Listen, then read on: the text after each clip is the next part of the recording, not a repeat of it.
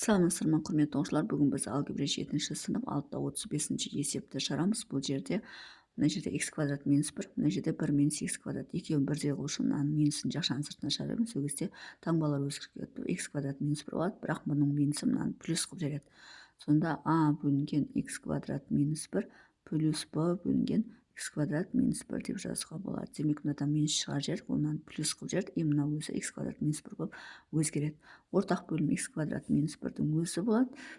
Өз-өзіне бөлсек 1 болады, өз-өзіне бөлсек 1 болады. Сонда a қосу b болады. Сонда a плюс b бөлінген x квадрат минус 1 болады екен бірінші есептің жауабы.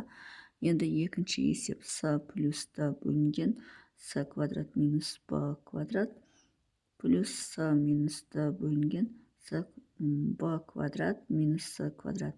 Енді мына жерде s квадрат минус b квадрат деп жазу үшін мынаның минусын жақшаның сыртына шығарып жіберсек, s квадрат минус b квадрат болады. Демек, ол минус мына жерде плюсты минус қылып жібереді. Сонда s плюс d бөлінген s квадрат минус b квадрат.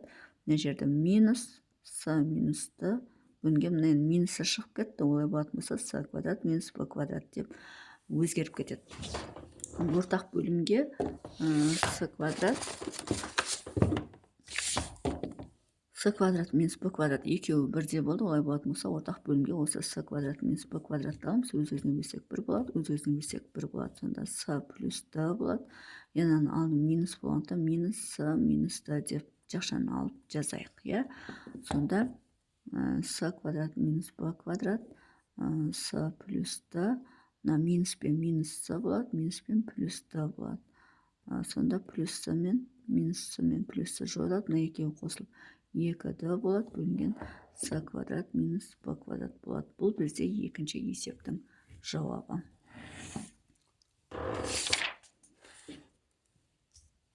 Үшінші есеп шығарамыз. Үшінші есеп a бөлінген x минус y бөлінген b бөлінген y минус x плюс s бөлінген x минус y. Енді мына жерде мынау x минус y, мынау x минус y, демек мынаны да x минус y-ге келтіреміз. Оны x минус y-ге келтіру үшін минус 1-ді жақшаның сыртына шығарып жібереміз. Сонда минус 1 жақшаның сыртына шығып кетсе, x минус y қалады да минусың мынаны плюс қылып жібереді. Ал енді көрейік. Сонда a бөлінген x минус y плюс болады, минус плюс қылып жібереді. b бөлінген x минус y болды, плюс s бөлінген x минус y. Енді осы жерден үшеуінен де x минус y ортақ бөлім болады. x минус y береміз. Мына жерге 1 түседі, мына жерге 1 түседі, мына жерге 1 түседі. Енді үшеуін де қоссақ a плюс b плюс s болады. Міне осылай шығады екен үшінші есептің жауабы. Енді төртінші есеп.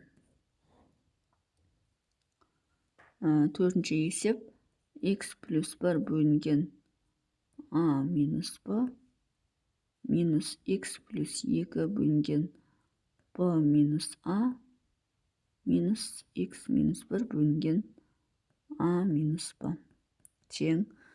Енді осы жерден a минус b, b минус a минус b.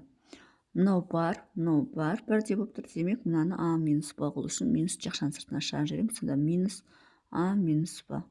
Енді мына минуспен плюс қылып жібереді. Сонда x плюс 1 бөлінген a минус b, мынаны плюс x бөлінген 2 бөлінген a минус b деп жазуға болады. Минус x минус 1 бөлінген a минус b. Енді барлығын бөлімін a минус b-ға келтіріп алдық.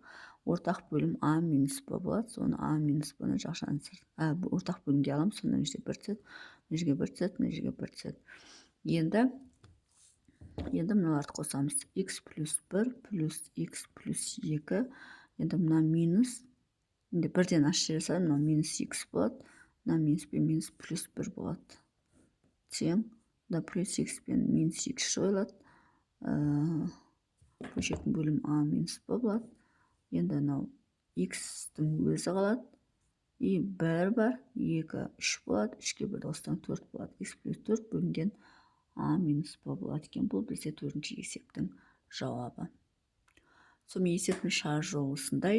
Егер есептің шығар жолы түсінікті болса, лайк басып, комментарий жазып, каналыма тіркеліп кетсеңіздер болады.